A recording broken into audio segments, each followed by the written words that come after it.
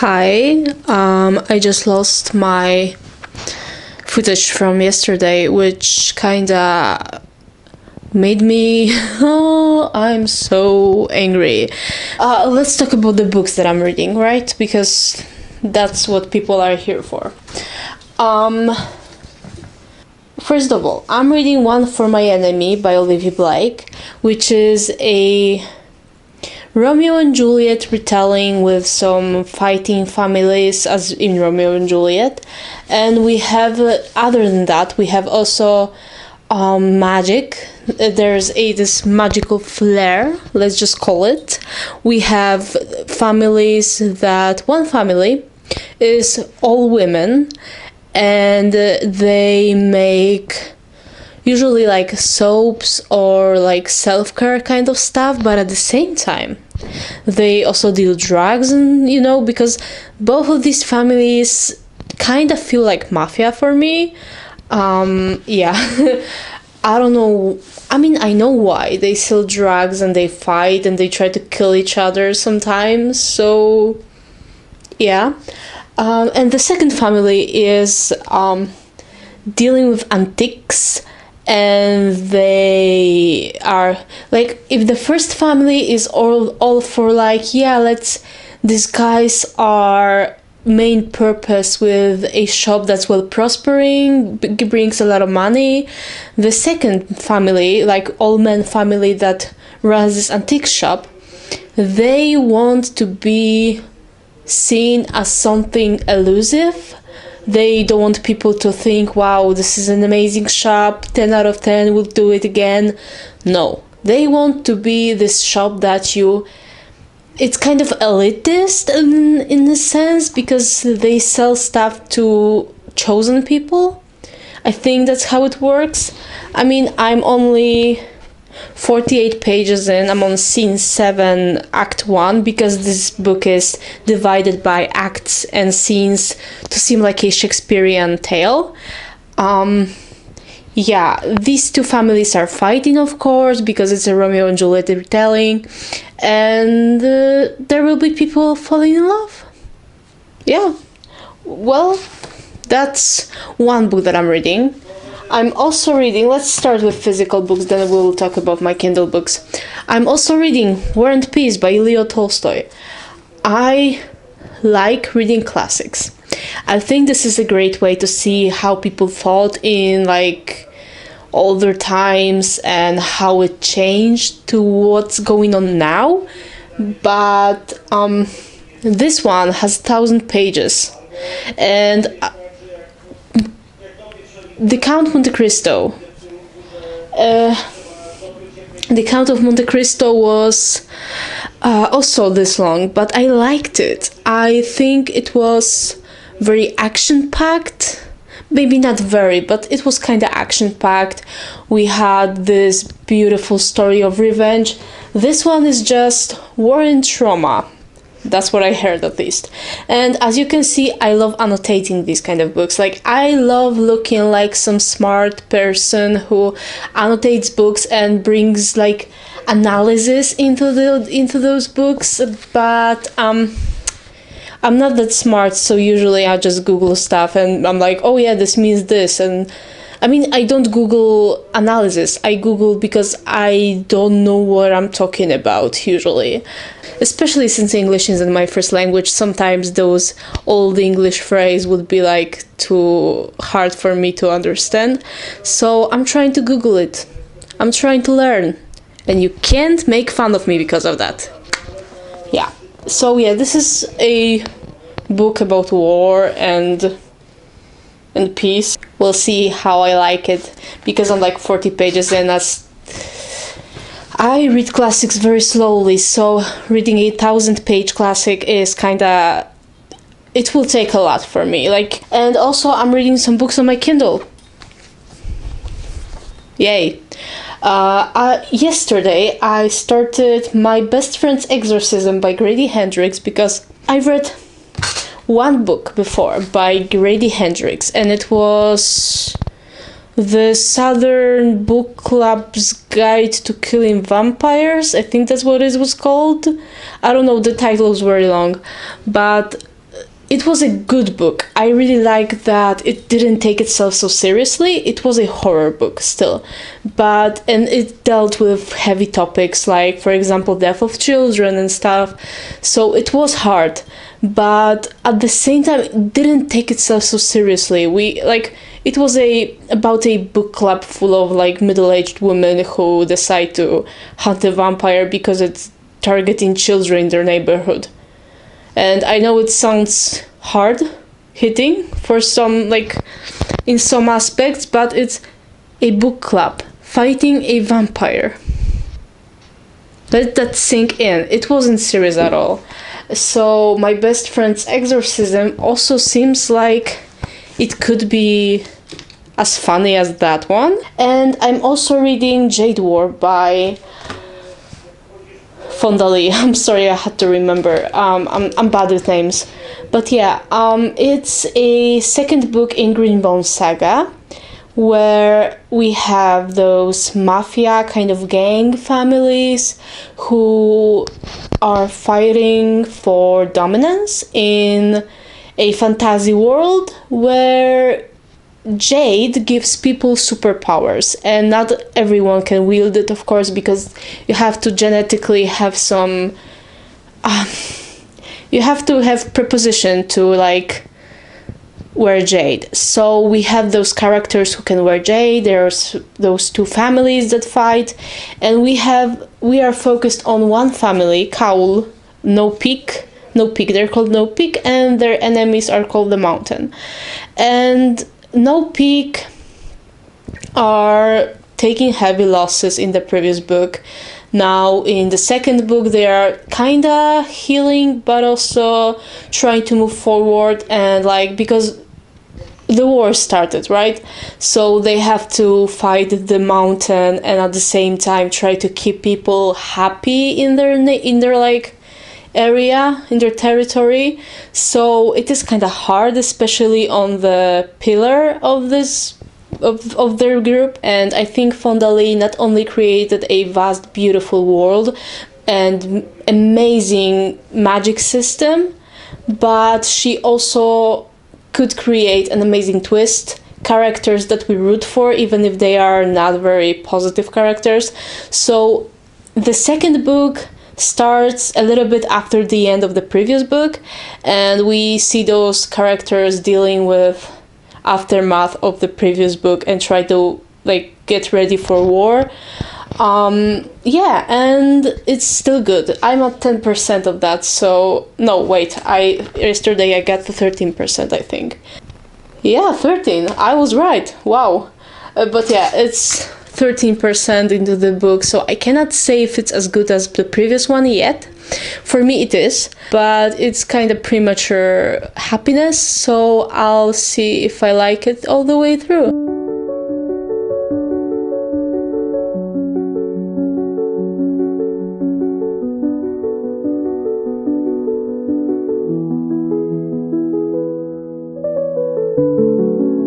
It's the next morning. Okay, my glasses are there. I will not put them on right now. You will see me with the glasses. Without glasses. I'm sorry, I'm a mess. I just woke up. Okay, not just. Like, I woke up less than an hour ago, so I'm still a little bit sleepy. I usually am sleepy until like it's been an hour at least. So once again, hi. It's the next day. I just wanted to say I haven't been reading much. I've read like maybe 2 more chapters of my best friend's exorcism, and I think it starts to spiral. I mean, we have this character who is supposed to be possessed. I think she starts to feel something because she tried to say something to the main character. We'll see. I also thought that maybe I'll start. Okay, that sounds bad, but maybe I will start another book, because I've been watching Perseus Project, of course, and she was reading Phoenix Unbound, Dragon Unleashed, like that. The point is, maybe I should read something more romantic centered too, because I'm reading my best friend's Exorcism, One for My Enemy, War and Peace, and Jade War, but maybe I should also read something romantic centered. I mean, One for My Enemy is kinda romantic centered. Kinda. Right now, I just wanted to say that I at least almost finished my user flow for my app, and now I just have to do like 1-2 scenarios and then I will be done. I think I have 2 scenarios left. So yeah, I'm almost finished with that. I'm happy that I'm almost finished with that because it was tedious at some point. Like, there was a point when I was like, why am I even doing this to myself? Like, but yeah, it's always like that when my inspiration fades and I'm just lost. And I just am wondering if I even I'm supposed to be taking this path in my life.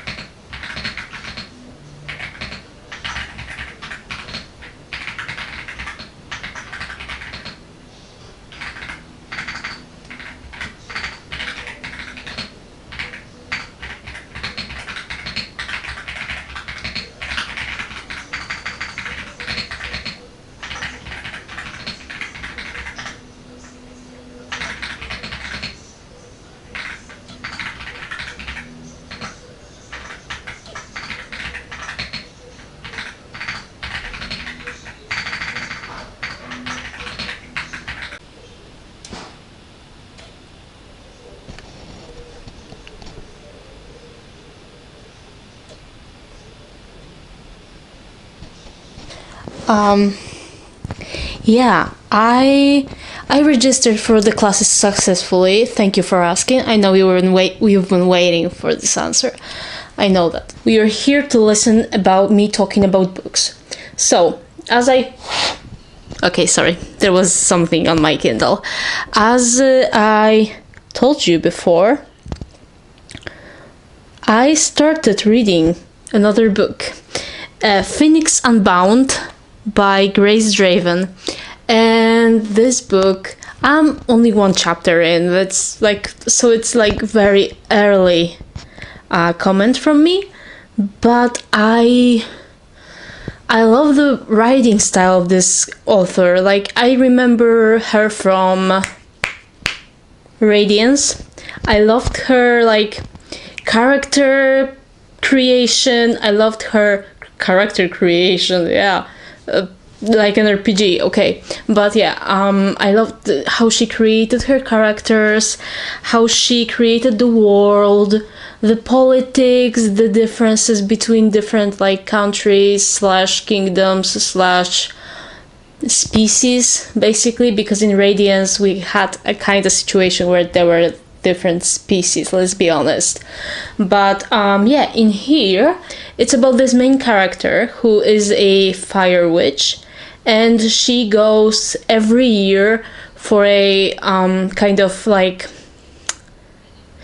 they are burning women on stakes, and for the night before they allow men who are gladiators to choose a woman of one of these women to sleep with her, and then she is burned with all the others, or only her is burned. I'm not sure yet about that one, but yeah, there is a woman, there is burning witches at the stakes. But yeah, and this main character, she is a witch, fire witch. So oh my goodness, you're so cute. Okay, I'm not talking to you. You can clean yourself. But yeah, what was I talking about? Oh yeah, she's a fire witch, and she can survive the burning, At least as long as she's young enough to be able to wield this kind of magic. But she can also use a magic of illusion to make people not recognize her, that it's her, that it was her like a year before. And we have this gladiator, Azarion. Yeah, his name is Azarion. There's this gladiator who chose her a year before, and this year he just looks around these women because he won obviously once again, and he like looks around and she begs all the like powers in the world. She's like, please don't recognize me, because she felt like he could recognize her, but it's unusual because he's also from the places called Stara Draga. Yeah, you have this like these people like, what were they called? Nomadic people from Stara Dragana. And they cannot see magic. And suddenly, the last sentence of that chapter is like him saying, I know you. And currently, like, it will be the second chapter from his point of view as far as I can see. So I'm really already excited to read this book. Like, I haven't been this excited about reading a book in a while, which I think means a lot. Like, it's me getting out from it's me getting out of a reading slump. So actually, me being excited about the book while getting out of a reading slump, that's the best. Hello?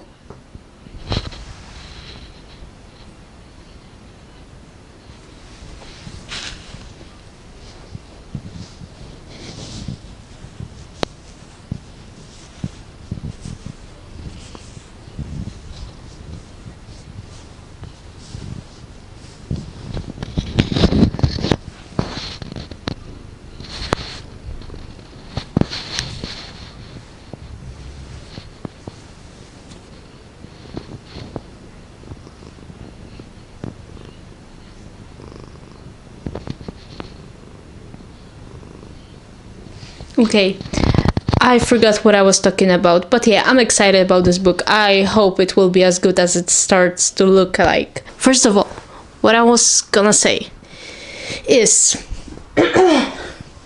this reading vlog is going great already. Like, yesterday I've read like 20% of what it's called, Phoenix Unbound.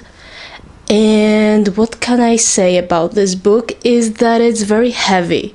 I didn't expect it to be this heavy. Like, there is trigger warning for essay. One of our main characters, Azarion, he is essayed by an empress. And it was hard to see, honestly. This whole scene was not very descriptive, or maybe it was descriptive, but not as like... It was slightly descriptive, and it made this whole scene still like... This whole plot made it a lot more heavy. This plot became like... I could taste the bile, like, oh... It was awful. I hated that scene. I just wish this book went without it. The author could, she could just skip it. I wouldn't be like angry at her. I would be actually happy if she skipped this scene.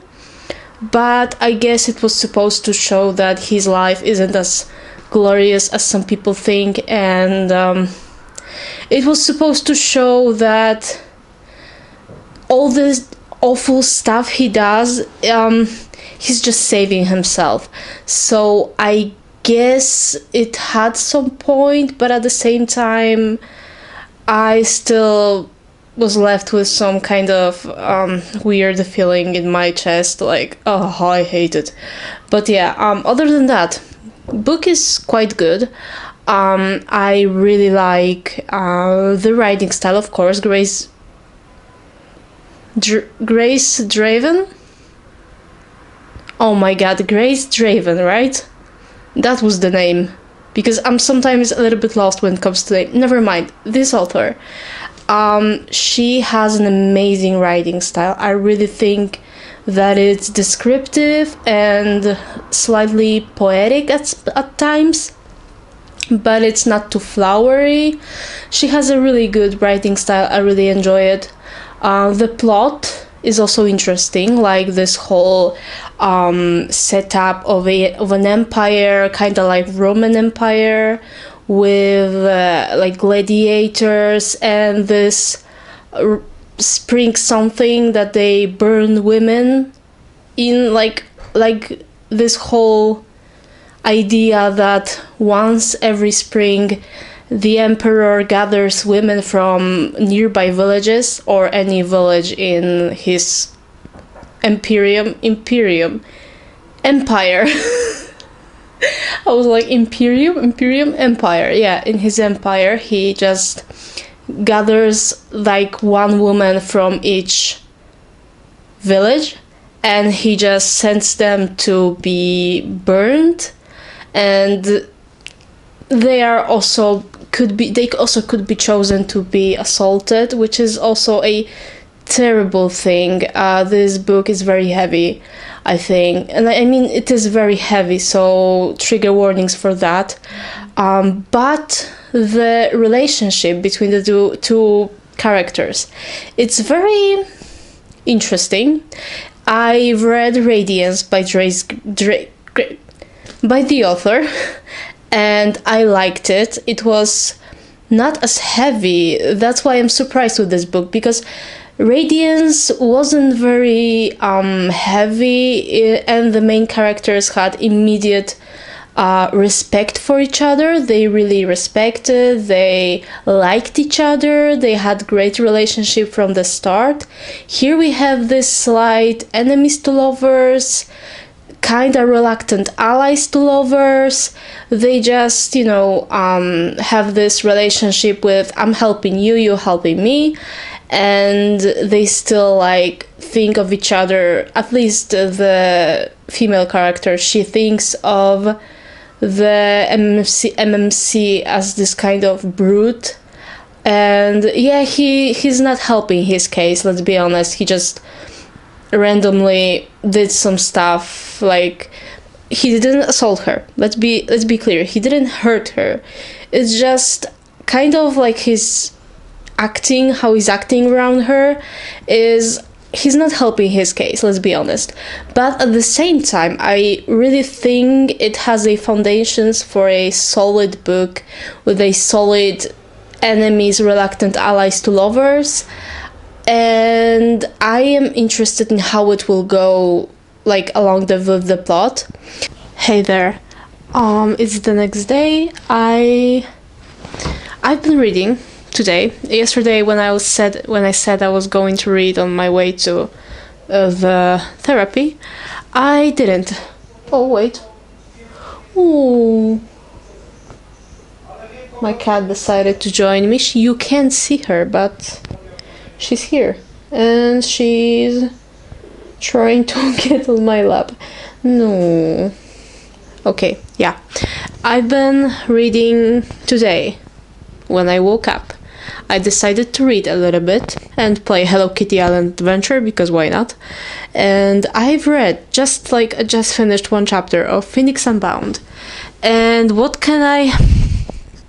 don't look at my hair, it looks like a mess. But just, FYI. But yeah, about this book. As much as I love the writing style, the world, the characters, I also like the characters. I just don't think there's how do we get the romance from what we have now? Because we have those two people who basically hate each other.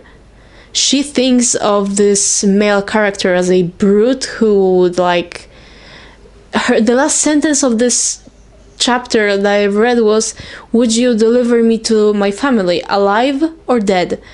she thinks he could kill her anytime. He thinks she like would run away or burn him as soon as she learns that gains her magic back. They want to kill each other. I'm always interested and like fascinated by how enemies to lovers writers can make this leap or a travel from enemies to lovers. It's always interesting for me because sometimes it doesn't work. Sometimes it's like this beautiful like transition from enemies and slowly gaining your the trust of each other and becoming lovers after that. And sometimes it's just a leap where someone hates you and then suddenly they're like, wait, no, I don't hate you, I just realized. And sometimes it works, sometimes it's just a mess. Sarah J Maas.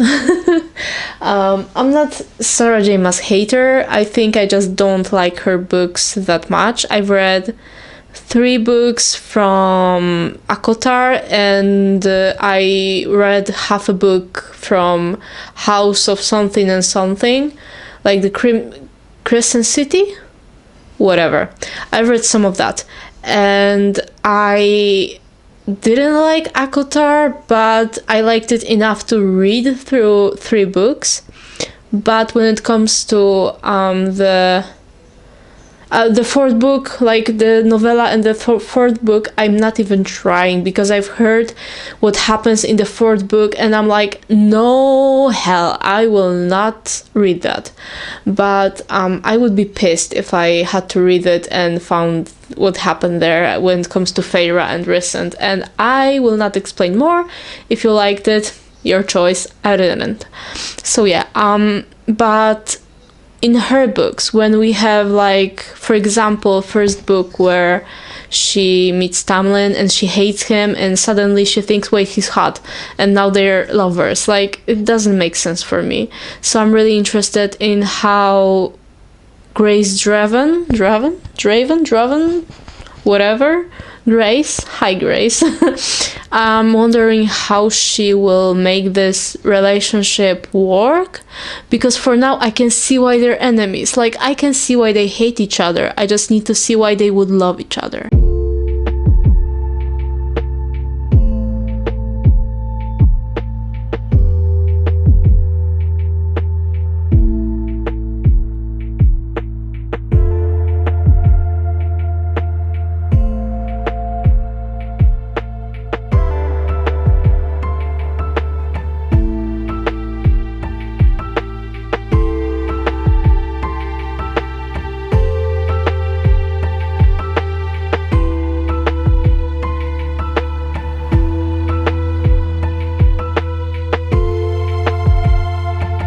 I just came back from shopping with my mom and I have to show you what I got.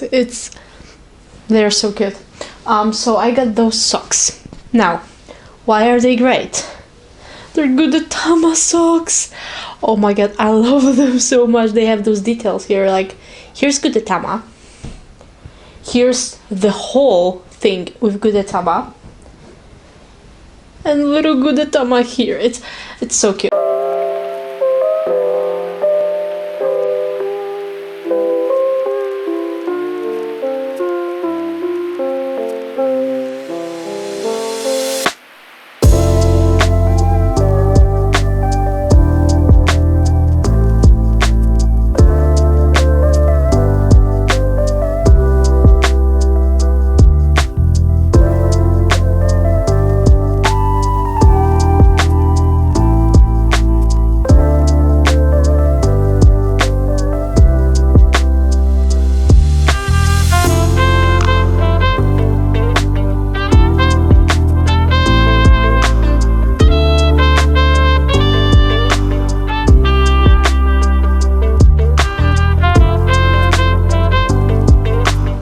I've been reading. I'm like, which book should I start with? That's the question. And also, you can see my cat here. Hi. No, baby. This is Matcha. You don't like Matcha. She can smell or feel the milk here, and it's dangerous to have it here with her, but I'll try my luck. So yeah, let's start with War and Peace, because that's the book that I've been reading the least. I mean, I spent the most time on it, I think, but I made the smallest progress. It's still funny. Like, I have so much fun reading War and Peace. I didn't know I would say something like this, but here we are. Russian literature is funny. It's nothing new for me. I love about Russian literature, for example, Crime and Punishment, that it's so unhinged and so weird, and that's probably cultural differences between like my country and Russia. Or I mean, my country's literature, like classic literature, also is kind of unhinged. Quo Vadis was weird. Yeah, but either way. Yeah, I have not much to say about War and Peace. I'm almost at part 2, book 2, wherever you want to call it. I'm almost there. I have like few chapters left, and I enjoy it. Yeah, that's what I wanted to say. I just enjoyed this book so much. I am also reading Phoenix Unbound. I've been reading a little bit of that. I'm halfway through, and it's predictable but still fun. It's not something that I would say is like something grand, amazing, and oh my god, my favorite romantasy of all the time. No, but it's still good. It's not bad. I like the relationship between our characters, that it's slowly getting warmer. Very slowly. It is a very slow burn. I like slow burn. It's when it comes to romance, it's my favorite kind of romance. Slow burn is the best. But yeah, they're not even fully friends yet. They are slightly less reluctant to work together, but they're still not friends, and we're halfway through. So I'm really at the same time interested and at the same time anxious about how this book will go. I don't know how this whole transition from enemies to lovers will go, basically, so we'll see how that goes. And I've been also reading One for My Enemy by Olivia Blake, and I like it. I can say a little bit more about this book right now, since I've read, like, I'm at over 100 pages in. Yeah, it's I can see how it's a Romeo and Juliet retelling. We have those two characters from families that hate each other, and they are just basically falling for each other, though it's a little bit different when it comes to that, because it's also kind of not miscommunications, like false identity kind of romance, which I don't really appreciate usually in books. I don't like when we have two characters and one of them is trying to be someone they're not. But it's still, I've noticed when we have like in this book we have some text messages, like we have some chapters that are only text messages, or text messages in chapters where there's typical prose. But yeah, we have those two characters who just, message each other. And also I like the chaos there. Olivia Blake is a very chaotic writer. That's how I would describe her writing style. It's very chaotic. Nothing makes sense sometimes, but it's in a good way. I'm not sure if I would say she's my favorite author or anything, like, no, she's not. But at the same time, I appreciate the chaos that she brings into her books. Like, we have those sisters who just, there's 7 of them, I think. And Sasha is talking with the guy she's falling for, and they just go into the room and talk one through another, and just it's a mess, but it was so funny. This was a funny scene. I laughed. So I quite like One for My Enemy. Not as much as Masters of Death, of course. Masters of Death, for me, I think Olivia Blake cannot write better book than that. And that's not to be mean. It's just, I think Masters of Death was just the best type of book for her, like obnoxious and too like pretentious writing style. I think Masters of Death and its like parody slash unhinged kind of book, it matched. And One for My Enemy is kinda it is unhinged, but it's not taken as funny, because Masters of Death, I think, was supposed to be funny. One for My Enemy is Romeo and Juliet retelling, which, if you don't know, Romeo and Juliet is a comedy by Shakespeare, but it has a tragic ending, kinda. So Hey guys, I just realized that my footage is too long already.